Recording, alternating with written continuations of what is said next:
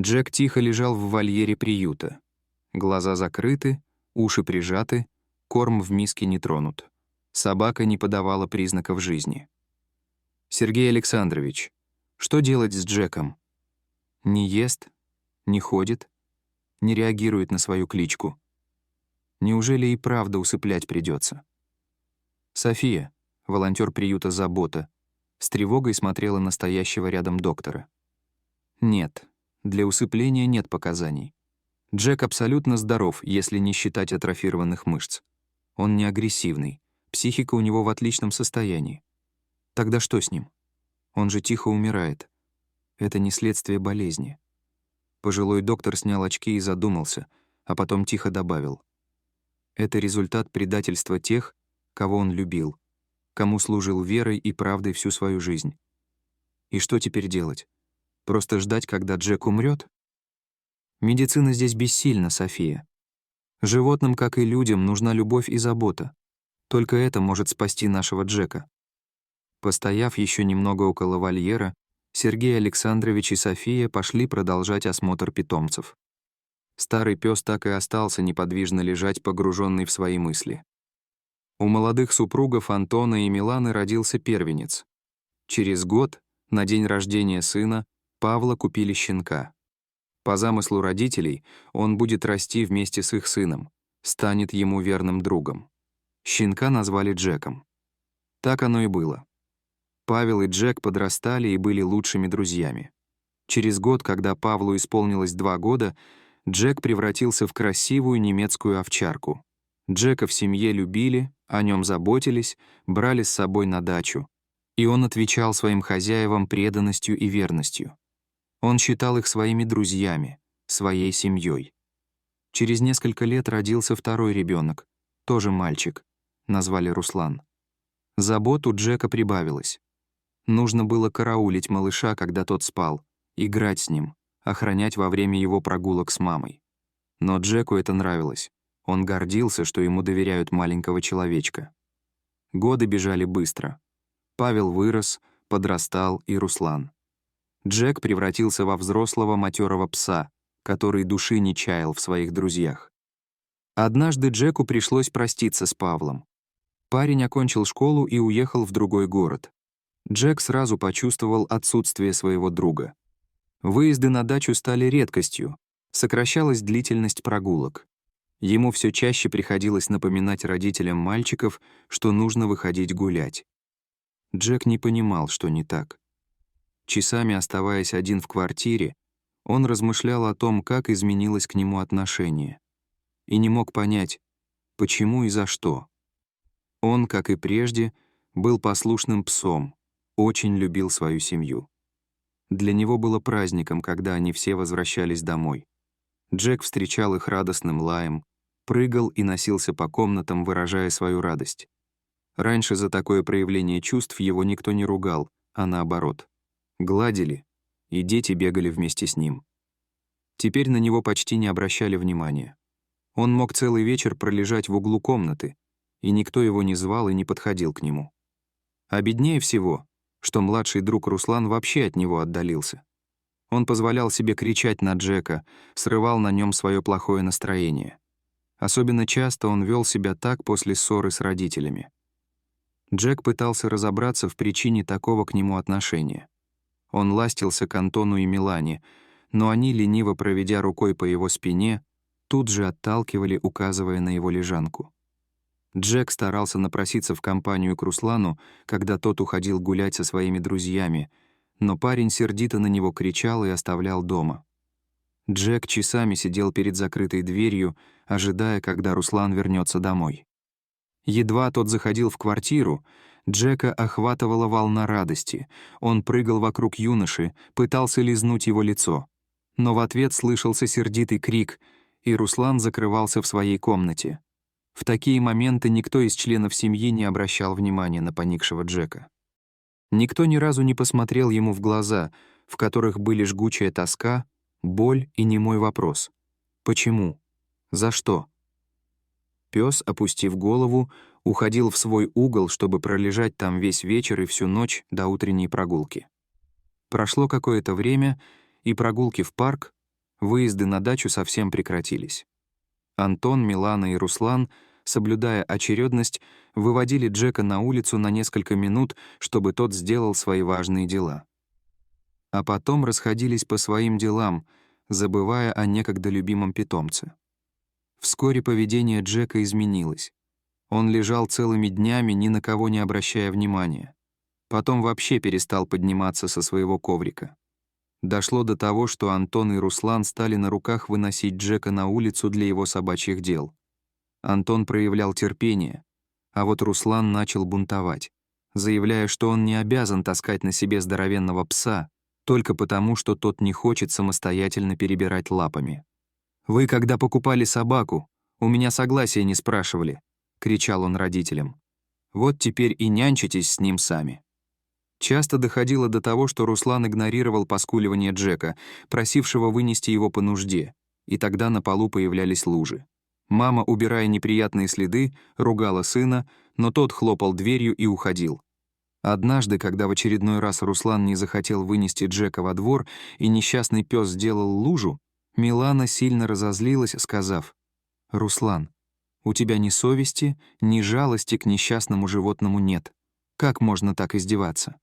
Ты же слышал, как Джек скулил и продолжил равнодушно играть в телефоне», — отчитывала она сына. «Ну, если ты такая сердобольная, таскай его сама», — прокричал подросток в лицо матери. «А не хочешь, так усыпи его». И с перекошенным от злости лицом выбежал из квартиры. Джек, прижав уши к голове, боялся пошевелиться. В этот вечер он первый раз отказался от еды.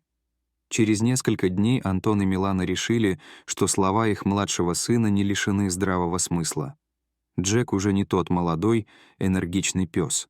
Да что там говорить, Джек стал старым инвалидом, ухаживать за которым у них нет никакой возможности. Однажды Антон взял Джека на руки, вынес на улицу и положил на заднее сиденье машины. Милана села спереди, и они куда-то поехали. Джек с тоской подумал, что домой он больше не вернется.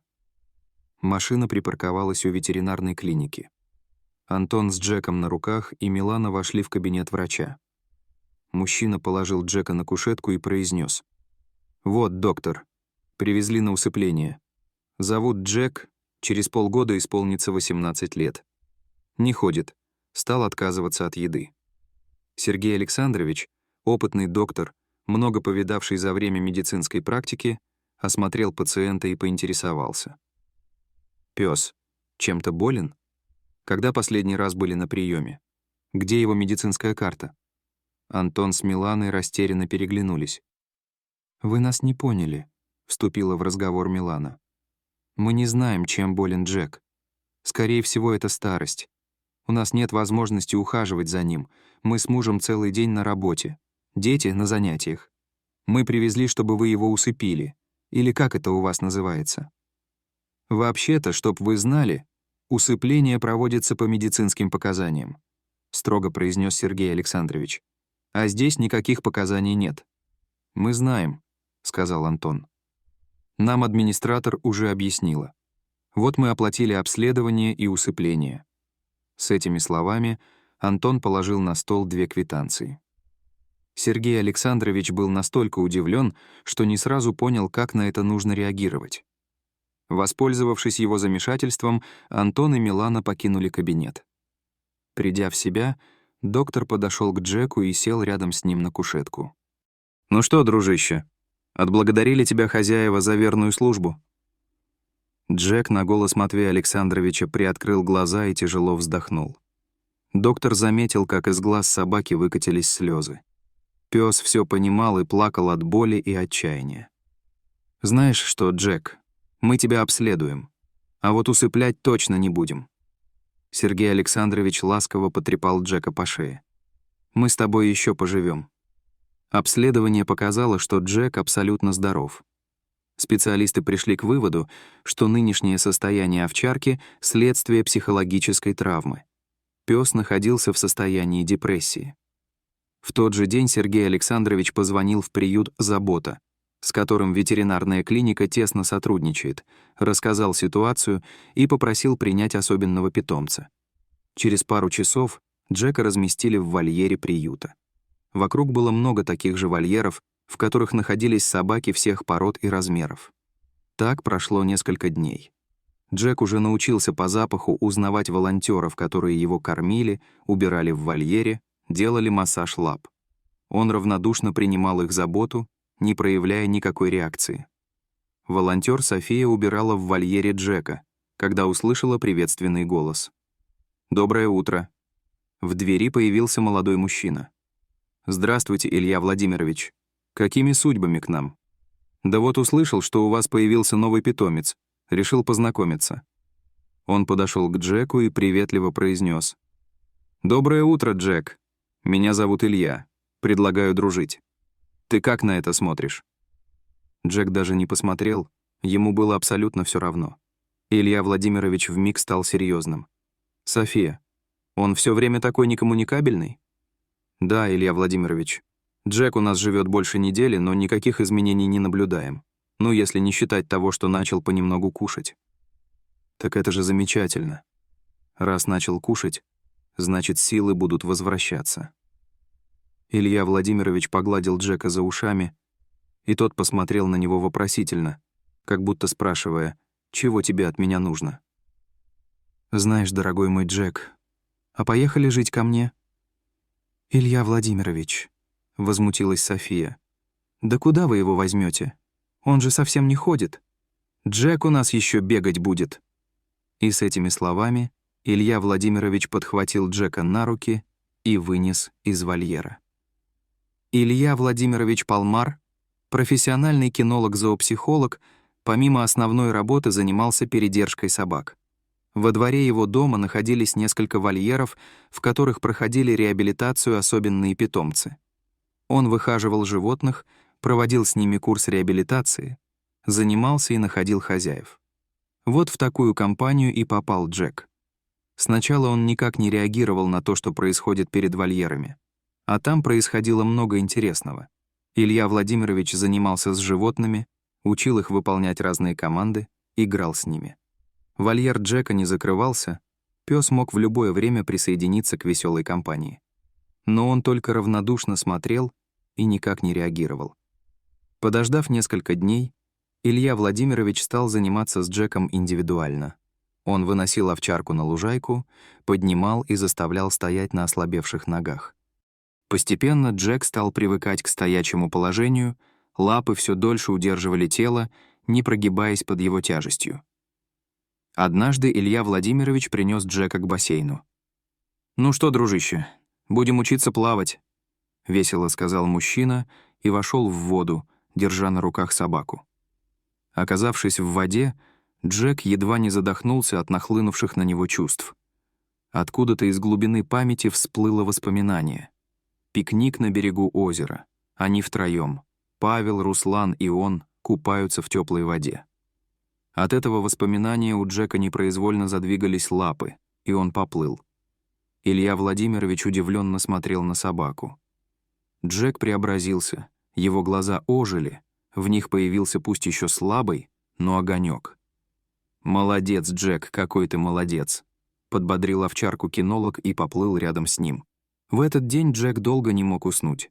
После бассейна у него неожиданно проснулся зверский аппетит, и он с удовольствием съел все, что ему принес Илья Владимирович. А потом пес долго вспоминал, как он плавал в бассейне, как рядом с ним плыл его новый знакомый. Он незаметно подстраховывал еще слабого Джека, готовый в любой момент прийти ему на помощь. Джек это скорее даже не увидел, а почувствовал, и от этого ему стало спокойно. Появилась уверенность. «Друг», — подумал Джек, закрыл глаза и уснул. Впервые за последние 1,5 года его сон был безмятежным. После бассейна Джека как подменили. Илья Владимирович видел, с каким упорством и самоотдачей занимается еще недавно безвольный пес. Медленно человек и собака шли к поставленной цели, одерживая одну маленькую победу за другой. Воспоминания о прежних хозяевах, боль и обида медленно, но верно уходили из памяти Джека. Их место занимало новое чувство. Дружба, возникшая между Джеком и Ильей Владимировичем, крепла каждый день. Было в этом человеке что-то такое, что заставило Джека забыть свое прошлое, и захотеть продолжать жить. Через год Джек полностью восстановился. За это время Илья Владимирович пристроил всех своих подопечных. Вот только для Джека Илья Владимирович нового хозяина не искал. Ну, не мог он предать того, кому сам предложил дружбу. Илья Владимирович вышел на крыльцо. Завидев в руках друга ошейник с поводком, Джек с радостью бросился к нему. «Ну что, дружище, прогуляемся до приюта, посмотрим, кому еще нужна наша помощь». Джек ответил внушительным лаем. Они неторопливо шли по тротуару. Сильный, красивый Джек и Илья Владимирович, с улыбкой поглядывающий на своего друга.